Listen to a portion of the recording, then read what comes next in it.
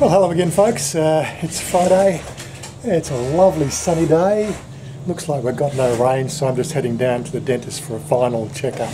This is actually the 2-week mark of the dentist, but don't want to do a dentistry one.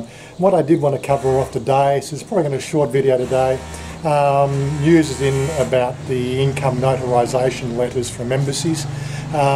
This has been speculated and talked about quite often and quite regularly over the last couple of months since we heard the news of the UK embassy bringing theirs in. News today is the US embassy has now followed suit. So we just wanted a brief talk about that, just to clarify any of the misconceptions and a lot of the speculative thinking that's going on out there. But we'll cover that when we get to the dentist. Okay. See you in a second. Don't forget, hit that like button, guys. Catch you shortly.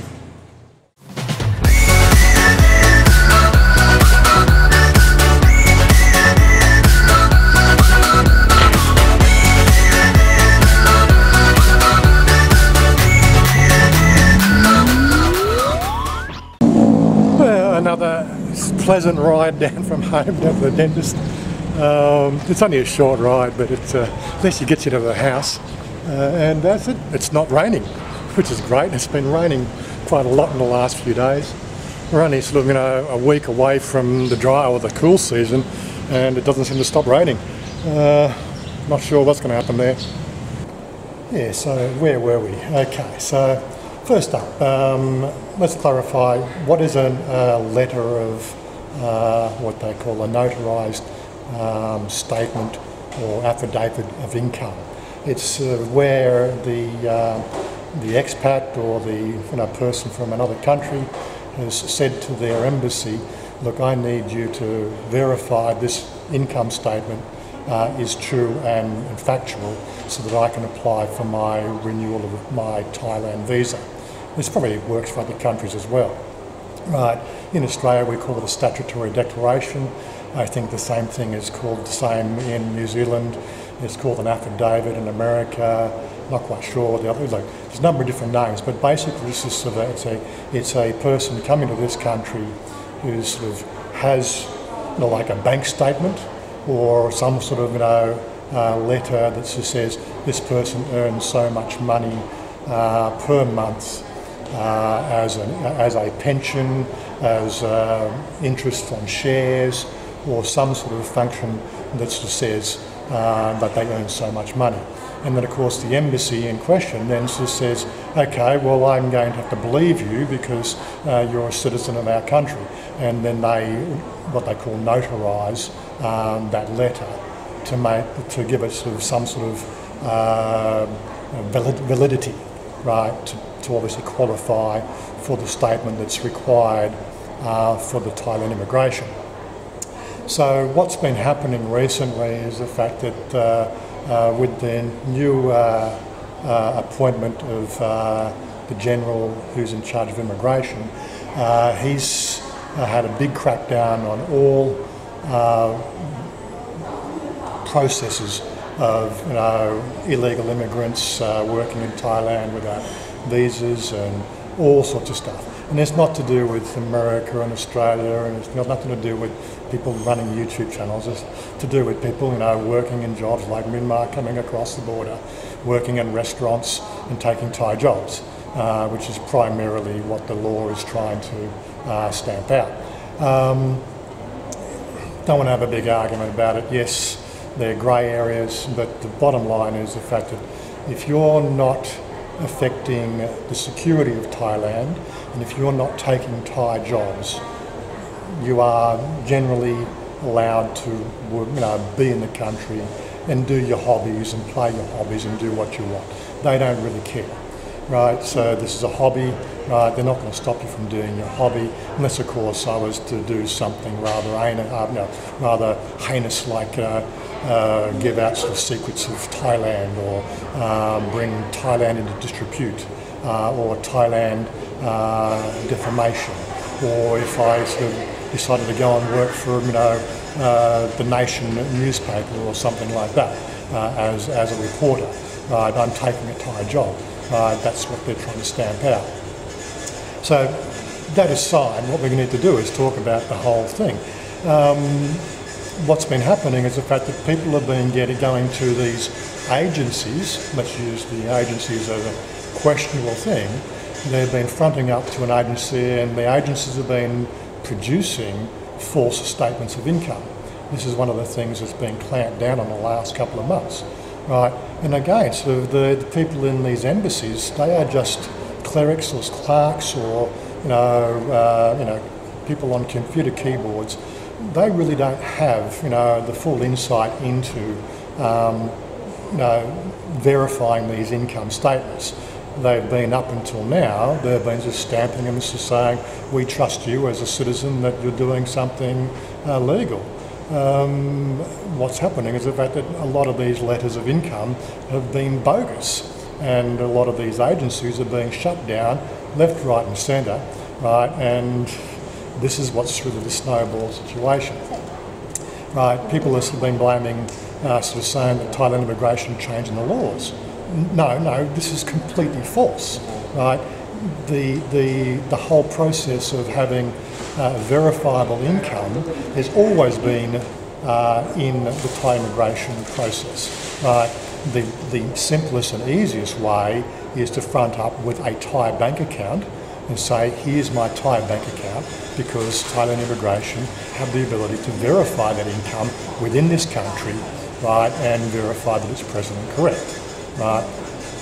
That is the only way that you're allowed to stay in the country now when it comes down to a financial position.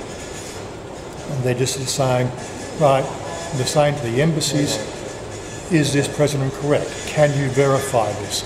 And the embassies are simply saying, I'm sorry, we have to take it on the proviso that the person giving this statement is telling us the truth. We really have no insight. And this is also part of the fact that they clamped down on privacy laws across each different country over the last couple of years. Privacy has been a big issue. It's been sort of pushed quite adamantly throughout the European Union. They're closing down all these sort of special little back doors into your privacy.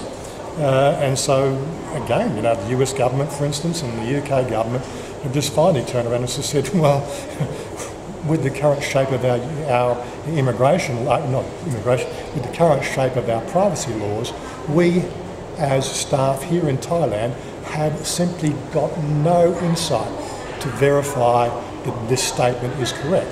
So we can no longer put that stamp of approval on that. Right? That's all that's happened. Right? There's a lot of people sort of suggesting that this is a big scam and a big push by immigration. No, it's just basically they're just taking away a loophole that has been leveraged quite adamantly throughout every embassy. Yes, there's been statements that New Zealand aren't going to do it and Canada aren't going to do it, but hey, it's going to come to that sort of thing. The day one person is proved to have brought in a false statement that's been notarised, sorry, that particular embassy is going to sort of face up to the big fact. We've been caught out for verifying false statements and we're going to have to shut that service down. That's all that's going to happen. So really when it comes down to it, you guys are going to have to, if you are using those income certification letters, you're going to have to move currency into a Thailand bank, right? That's the only sure way that you're going to renew your visa, right? It's a hard line, but as I said, if you've got the income, you've got the income. It's no big deal. The people who are going to get caught out are the people who simply don't have that income, who quite rightfully don't qualify for the visa. Right, so it's not Thailand's fault. It's the fault of the people applying for these notarization letters, right? If they are present and correct, you've got nothing to worry about. Just show the fact that that money comes into a Thai bank account every month, and you're good, right? Alternatively, if you've got the 800,000 baht if you're single, or 400,000 baht if you're married, all good. Just put it in a Thai bank account. That's all that's required. Right, so don't start defaming Thailand. It's Thailand's fault. No, it's not Thailand's fault. Well, there we go. He said everything's looking pretty good. He's still concerned about these last molars, the old crowns on the last moulders, which had done in Australia. He sort of said the gum recession and everything else, he'd like to do something like that. But we'll look at those sort of things probably next year. He said the next visit we'll be doing is around April, May next year. So, but he says other than that, it's looking pretty good. Well, they worked out all right. Just said, what's the bill for today? We just spent an hour there doing a cleaning and, again, around the gum area, descaling. I think pretty much just checking out all the margins between the crowns and the actual teeth. There's no charge. You can't really go past Thailand dentistry. That would have cost me a complete visit in Australia, I'm sure. Now I need to go and get a couple of things from the shop, so there's something else I'm going to do. Is I'm going to show you an app that I come across on my phone. Catch that one, I'll get that in a second. I'm just going to get in the shop first. Yeah, so I'm constantly looking for things that might help fellow travellers coming out here. I have mentioned numerous times about Google's applications for your Android phone. Don't ask me anything about iPhones. I don't. What's an iPhone? Anyway, yeah. So translation apps. Came across one last night in my researching process, which we gave us some test run today, especially with the spoken Thai to English and vice versa. And this app really turned out to be quite good.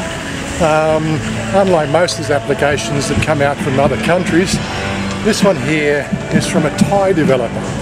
I suppose that's the only downside about the application, is the whole interface is in Thai, but it's fairly easy to work out. Give us a second and I'll actually show you what it looks like. So here's the app here. It's the interface is fairly simple. It's unfortunately, as I said, it's in Thai. So if somebody's talking to you in Thai, this is a button, and you would press that, and then they would speak, and then that would translate to English. Here's an example. Sawati. Hello. Right, and then again going to English here. How are you today? It's quite a simple interface to use, and from the testing we were doing today with obviously some more complicated sentences, Chanya said that the actual translations came out really good in both directions, even to the point that actually I got father to say something into it today, and like father is obviously old Thai and has, you know, that sort of old Thai vocalization, which is a bit hard to understand at the best of times. All I had to do is put Thai cha-cha, and he spoke slowly, and it was able to translate what he said as well. Anyway, look, I'm going to leave a link in the description box down below for this thing here, because you guys might actually find this quite helpful. Yeah, so again, it's just one of those things. I've been looking around for actually one of those devices like Ili, and like the Ili one came out a few years ago for doing Japanese language, which got great reviews. There's a few others on the market like Travis Translator and Mise. I've reached out to these developers or these manufacturers to see whether we can actually get a hold of one of these devices to do a reviews on them, but there's no replies. So as far as I'm concerned, they don't really exist. And would you put money on something where they don't want to respond to the support calls? It's always a challenge. But as I said, this is a free app. As I said, it sort of certainly works quite well. The downside is that there is no iOS version for this app. The developer's primarily focused on Android with the application development process. But it seems like whatever he's doing in the development of the actual app, the translation seems to be far simpler than it does with Google Translate. Although I could never really dispense with the Google Translator, because that's handy because of the fact that you get SMSs on the Thai phone network, which are all written in Thai, and at least with Google Translate I can go and sort of press a button on there and translate that SMS message to English to see what deals that they're talking about, which is quite handy. But this one here, on a conversational level, is probably something you guys might want to check out and see how useful it is, especially when you're coming over to here to meet that special someone. it might really help break the ice and simplify some of those sort of challenges that you get when you're meeting the girls. Anyway, look, I'm going to wrap it up here. It's only a short vlog today. Want to really get out the news about the US Embassy and sort of dispel some of the myths that I've seen floating around on different blogs and vlogs and things like that, which seem to, really put a heavy emphasis on the fact that the problem's a Thai thing, when really it's not a Thai thing. It's, there's no problem for anybody if they've got the income to be in Thailand to qualify for the visa. The trouble is there's a lot of people bending those rules, and in effect, Thailand has just said sort of no more free rides.